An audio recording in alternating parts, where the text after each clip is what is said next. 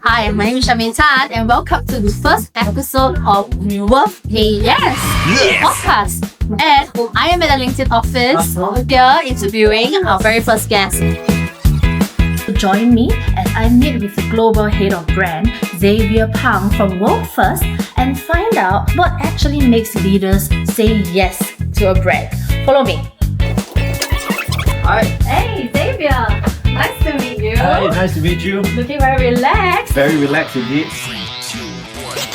So rapid fire session. Okay. Cool. First impressions. What makes you say yes to a brand? Sincerity, honesty, being genuine. Yeah. What makes others say yes to World First as a brand? We need to be genuine. We need to come across as being interested in the challenges that they face, and just be present, be here without agenda if possible. So now we're in this world where we're moving really quickly with AI. What are some of the most common AI tools that you and your team are using? I think tools to help us organize our thoughts, fact check, make sure that the analysis work and the research work that we do is not hallucinated. It is from credible research, because I think from a brand perspective, we do a lot of research, we do a lot of analysis, we do a lot of comparisons, and then we form our own hypothesis, right, which AI can never do. And then of course, because I do brand, my wider global marketing team, they do the content creation, they do the go-to-market, the paid ads, and the growth marketing work. So they will use AI to just kind of like fast track the whole development of content at speed, at scale, across different markets, different languages, so on and so forth. That's good. So what about the creativity aspect? This is a fine balance that we're trying to manage, because just very interestingly, I was in a discussion earlier and we're talking about using AI to humanize a brand. So if you take a step back and you look at that sentence, using AI to humanize a brand, a bit of an oxymoron. Yeah. So we don't want to overdull it. So we're trying to be quite careful about it. So speaking about AI then, right? Naturally, there's a lot of opportunities that comes with it, because it's accelerated the way we do things as well, as you mentioned, and also challenges. So what would you say are the key ones that come to mind personally when you are looking at your teams using this? So AI is very tempting to use AI to over-index on outputs. So the challenge would be you create more noise than value, because with AI you will tend to over-market yourself, you will tend to over-explain, you will tend to over-educate, you will tend to over-everything.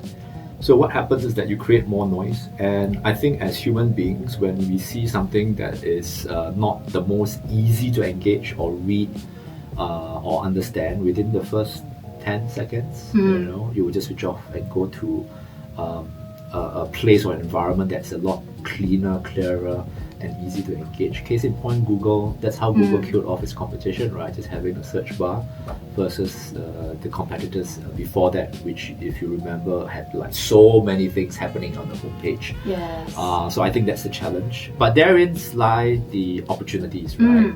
If the brand can be confident, can be clear on who they are, what they represent, the value that they bring, and be very consistent in delivering it, I think that's that opportunity. Among the noise, you find that niche, you find that sweet spot, and you just cut through it. Yeah, that's really true, because when it comes to, like, if you really understand AI properly, then you will know that you need the human even more, because you need that, not just the governance layer, but the additional aspect, because humans really understand humans, so they know what speaks to them and what connects to them most. AI, at the end of the day, need context, right?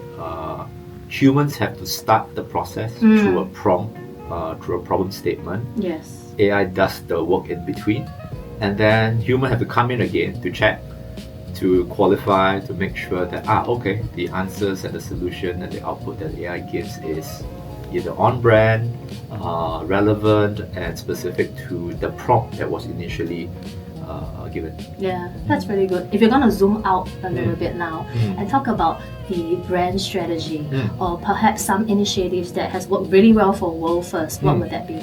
Being real.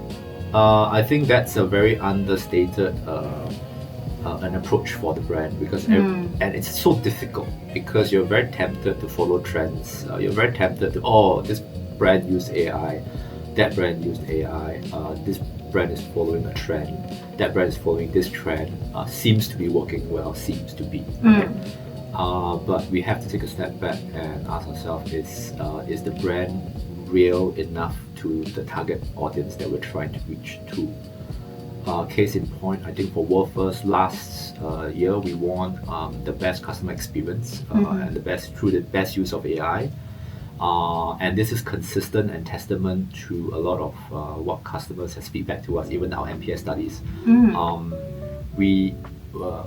The customer experience in terms of product can vary, but what stood out for us is the presence, the ability to talk to a real person when there's a problem.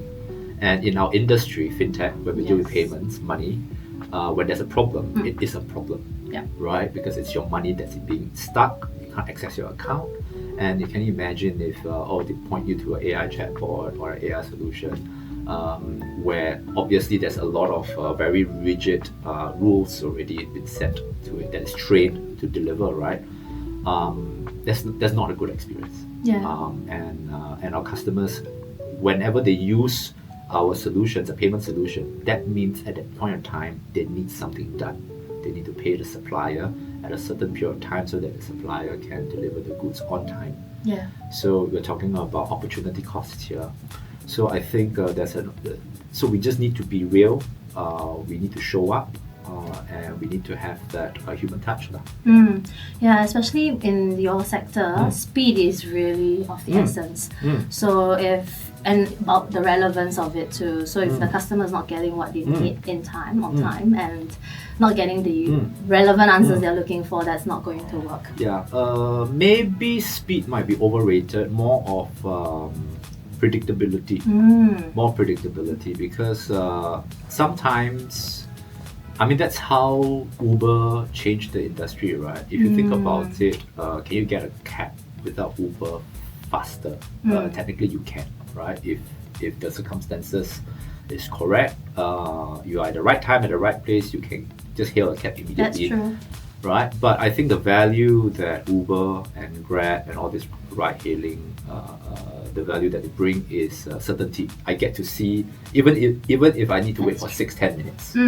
Okay, I can go to the restroom, get a coffee, and not having the fear of missing that ride. So same thing for payments. Sometimes you need predictability. So our FX solutions, for example, we have things like a forward contract that can lock your rates in for 24 months. Is it the best rate? May not. But that certainty of that fixed rate across 24 months guarantees you margins. Your margins is protected. So that's the role of brand, right? In marketing, you need to reframe the value proposition. Otherwise, I was just telling my team recently, if you go by product and functionality, what happens is that speed will be instant eventually, fees will be free eventually. Then what else do we compete in? Actually, I love that. Yes, that differentiator. So it's being able to still bring that speed and efficiency at the same time. You have to complement that with that reliability in order to build real trust. Because you have to keep showing up for people in the way they want you to show up. Well, that brings me actually to the next point, right? About then skills. So what kind of skills then do you look for when you come to hiring people, or at least growing the team, when it comes to building brand trust? Excellent question, because I'm in the midst of hiring. Critical thinking. I know it's a very it's a very textbook answer, but in the age of AI, critical thinking is key, because the ability to form the most accurate problem statement wins, right? Because it's easy to prompt a question to AI to get all sorts of answers, but if you cannot get the problem right, you have a problem. So I think for brand, a lot of people, the most convenient way to do branding is to look good, sound good, feels good, right? But what good means, we need to uncover. What kind of territory do we want to win in? We need to uncover. Like case in point, like what we just discussed, is it really speed that we want to win in? Okay, then are we ready for the race to the bottom? Is it really fees and rates that we want to win in? Okay, again, are we ready to race to the bottom? It is a race to the bottom, right? If not, okay, then what what territories do we want to go into and win? So I'm looking for, I'm in the midst of hiring, so I'm definitely looking for people who have that critical thinking skills, that agility to test and learn at speed, and also that character to admit that, okay, I was wrong. Because that ability to say that I'm wrong gets us quicker to the answer. And that builds a very good and strong working culture, which I currently love with the Workforce team. Yeah. Actually, that's very, very refreshing to hear, because in this world there's a lot of big egos that you have to deal with, right? And then, as you say, sometimes it put a stunt to how quick you can learn from our failures, the faster we admit it. So that's a really good culture to build. Yeah. And now, given that we are in the LinkedIn office itself, how have you personally used LinkedIn to help build, whether it's credibility, growth, or brand? I think what LinkedIn have done very well is they've been very consistent. And with that consistency, they will attract that type of people. So the community that's now in LinkedIn, you know what to expect, right? Yes, there is that subculture that people meme about, right? Like, people tend to over-index and over-exaggerate the role and the importance and the function that they play in, and very LinkedIn style. But that's a brand that I think LinkedIn can be proud of. That people actually will want to use LinkedIn to be found, and to connect. So that has been consistent since the day they started. So personally, I use that to exactly do that, right?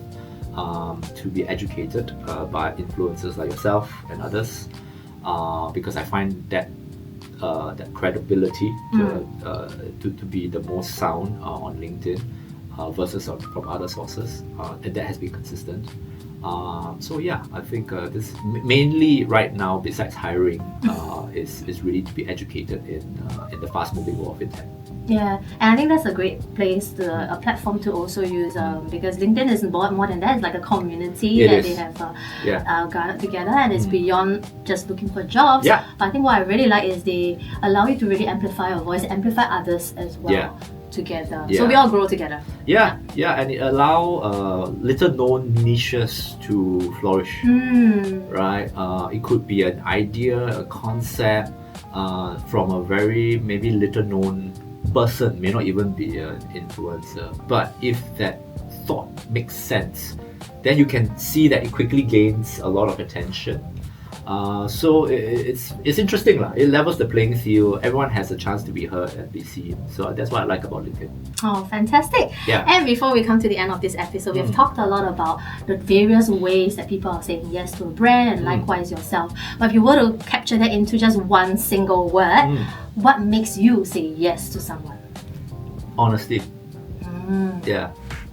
And with that, we wrap up a fantastic conversation with a very authentic global head of brand, Xavier Pang from Workforce. Thank you. Thank you so much. Excellent. Okay, that's good. Yes!